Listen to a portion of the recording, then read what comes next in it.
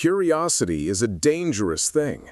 The more I tried to ignore the strange occurrences, the stronger the pull became. I knew I shouldn't go outside. Dr. Maxwell's warning was still fresh in my mind. But something in me couldn't resist. Something primal told me I needed answers, even if they led to my destruction. That night, I made my decision. I wasn't going to let the paranoia take over. I couldn't let the silence, the whispers, or the odd movements go unexplained. I had to see for myself. I had to know if I was just imagining things. It wasn't an easy decision, and it didn't feel right. But when the clock struck midnight and the others were sound asleep in their rooms, I quietly slipped out of bed, threw on my parka, and quietly crept down the hall. The lab was deathly silent, and the hum that had filled the air for days seemed even louder in the stillness. I paused for a moment at the door to the outside. My breath caught in my chest. This was it. The rule I had heard over and over, never leave the lab after dark, was about to be broken. I glanced over my shoulder, half expecting Dr. Maxwell to be standing there, shaking his head in disappointment. But the hallway was empty. With a deep breath, I pushed the door open. The Arctic cold hit me like a slap in the face. It took my breath away, but I didn't care. I had to see what was out there. I stepped onto the snow-covered ground, the crunch of my boots breaking the oppressive silence. I could feel the weight of the cold air, the biting frost that seemed to freeze my very bones. But I pressed on, walking slowly, cautiously. The snow stretched endlessly in all directions, a vast white expanse that seemed to swallow up all sound. There was no wind tonight, no howl to pierce the stillness, just an eerie quiet that settled around me like a thick blanket. I could barely see my own hand in front of my face. My flashlight's beam barely pierced the darkness, casting long, wavering shadows across the snow. For a moment, I thought about turning back. I thought about the rules, the warnings, the strange occurrences that had haunted the lab since we arrived. But no, I couldn't stop now. Not when I was so close to the answers. And then, I heard it. At first, it was so faint that I thought it was just the wind or my mind playing tricks. But then, it came again. Closer this time. The soft crunch of snow underfoot. Not from where I was standing, no. This sound came from behind me. I spun around, my heart hammering in my chest. There was nothing. No one. Only the swirling, empty darkness. I stood still for a long moment, trying to steady my breath. The cold was seeping into my bones, and my nerves were on edge. My flashlight's beam danced wildly in my trembling hand, casting eerie shadows in all directions. I should have turned back, but my feet refused to move. And then I heard it again. Closer this time. Definitely behind me. Something was out there. I took a step backward, my heart racing. I wasn't imagining this. I wasn't going crazy. I could hear it. Someone or something was out there just beyond the edge of my flashlight's reach. My breath came in ragged gasps, and I started to feel the overwhelming weight of being alone in the vast frozen tundra. The fear that had gnawed at me for days came rushing back, a cold, suffocating wave that threatened to drown me. "Hello?" I called out, my voice sounding hollow in the thick air. "Is anyone there?" There was no answer, just the relentless crunch of snow, louder now. And then, silence.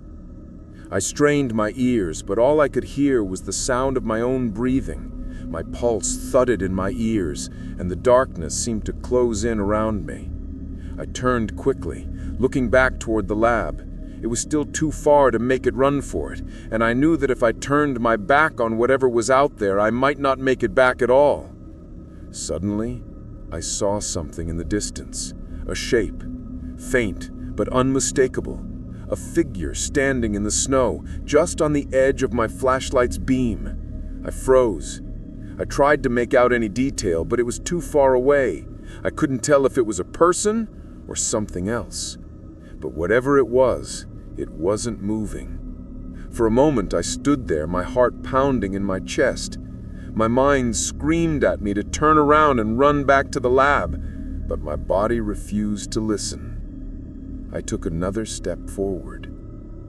As I moved closer, I noticed something strange. The figure wasn't casting a shadow. The light from my flashlight hit the figure, but the snow around it stayed unnervingly dark. It was as though the light was being absorbed by the figure, as though it wasn't truly there at all.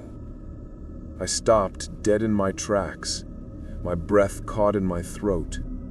I could feel the cold now, but it wasn't just physical. It was something deeper. A coldness that ran through my veins and settled in my bones. I couldn't explain it, but everything about this place felt wrong. Without thinking, I turned and ran. My boots slapped against the frozen ground as I sprinted back toward the lab, the pounding of my heart loud in my ears. My breath came in ragged bursts, my lungs burning in the freezing air. The light from the lab was getting closer, but it felt like miles away. I didn't stop until I reached the door and slammed it shut behind me, gasping for air. The cold from outside clung to me, but it was nothing compared to the chill that it gripped my soul. I stood there for a moment, my hands trembling as I tried to calm myself. My mind raced, replaying the figure in the snow over and over.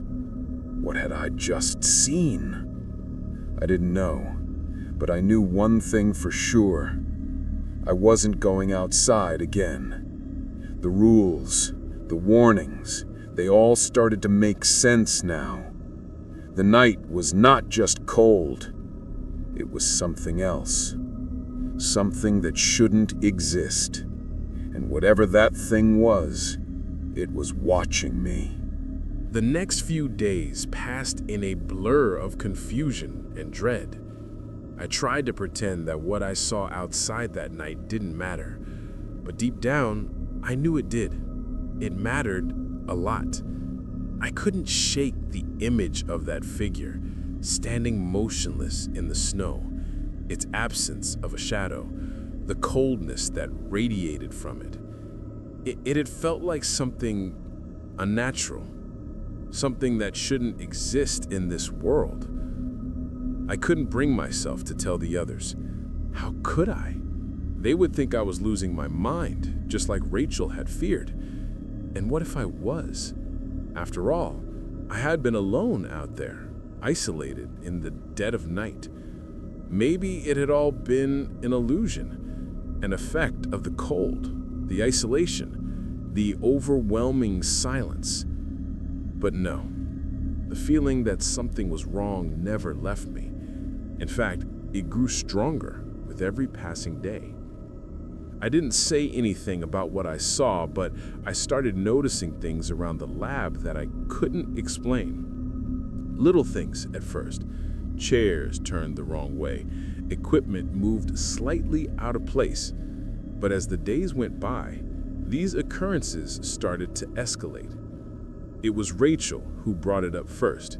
She came to me one morning with a pale face and wide, anxious eyes.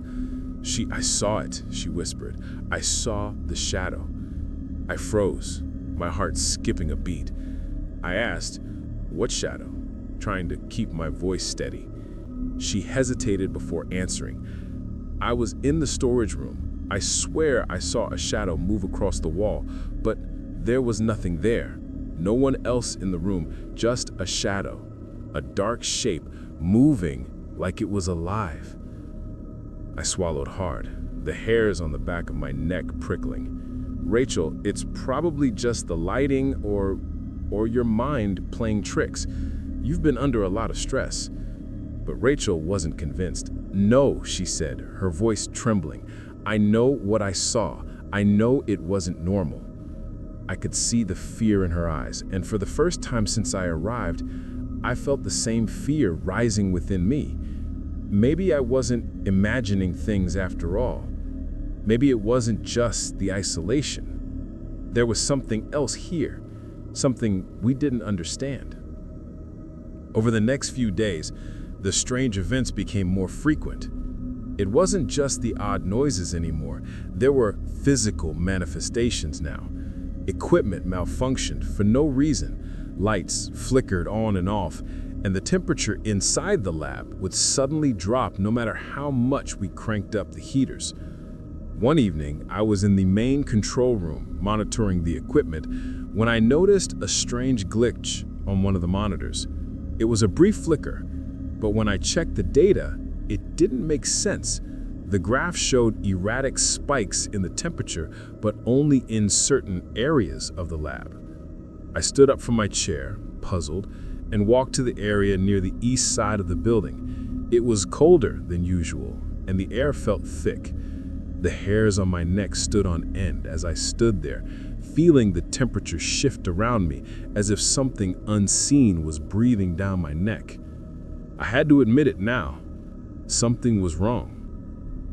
The team had started to notice it too. Eric, our technician, began to grow more irritable, his patience thinning. He'd snap at anyone who tried to talk to him, saying that the equipment was malfunctioning too much to be repaired, or that the wires were getting fried from anomalies. But the truth is, we all felt it, an unease, a presence lurking in every corner of the lab. Then, that night, the power went out. It was sudden, without warning.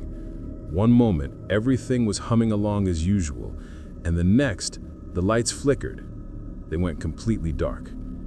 The generator kicked in moments later, but the power had been out long enough to send the whole team into a state of panic. We gathered in the common room, waiting for the emergency lights to come on. The air felt thick, like it was pressing in on us. I could hear Rachel whispering nervously in the corner, her voice barely audible over the pounding of my heart. "What if it's coming?" she asked, her voice shaking. I didn't answer her. I couldn't. Because deep down, I knew. I knew something was out there. Something had been watching us from the moment we arrived. The presence in the lab, the strange rules we were forced to follow, the eerie stillness of the night, it all made sense now. Eric turned to us, his face pale in the dim light. He said, "There's something we're not being told." His voice was low and urgent. "I've been looking at the old logs from when the lab was first built. There's a gap, missing information, like someone's trying to hide something." "What do you mean, missing information?" I asked, a knot forming in my stomach. "I mean, the first few years of the lab's operation are completely blank. There's no record of anything," he said. "It's like they just disappeared." "Disappeared?" I echoed. "What do you think that means?" Eric paused, staring at the flickering emergency lights. "I don't know, but I have a bad feeling. It's like the lab is hiding something, and I think we've just started scratching the surface." I wanted to ask more, but the words caught in my throat. I could feel it, the weight of the room pressing down on us. Whatever was happening here, it was bigger than any of us had imagined. I didn't get any sleep that night. Every creak, every groan of the building seemed to echo in my mind. I tried to convince myself that it was just the isolation, the stress, the endless cold. But when I finally got up to grab a drink, I saw something that made my blood run cold. A shadow. It was just outside the lab, barely visible through the frosted window, but I saw it. It was tall, unnatural. It moved with purpose, not like the wind or snow, but like something alive. My heart skipped a beat, and before I could think, I rushed to the door. But by the time I opened it, the shadow was gone. I stepped out into the freezing cold, heart pounding in my chest, my breath visible in the air. But the darkness outside was thick, and the wind howled through the empty tundra. There was no sign of anything. I stood there for what felt like an eternity, straining my eyes to see any movement, any sign of what I had just witnessed. But the snow was still, the night was silent, and there was nothing. When I stepped back inside, I felt different. It was as if the walls were closing in on me, as if the cold was getting deeper, colder, more suffocating. And I realized then, whatever was out there, it wasn't just the cold. It wasn't just the darkness. It was something else, something much worse. And it was waiting for us.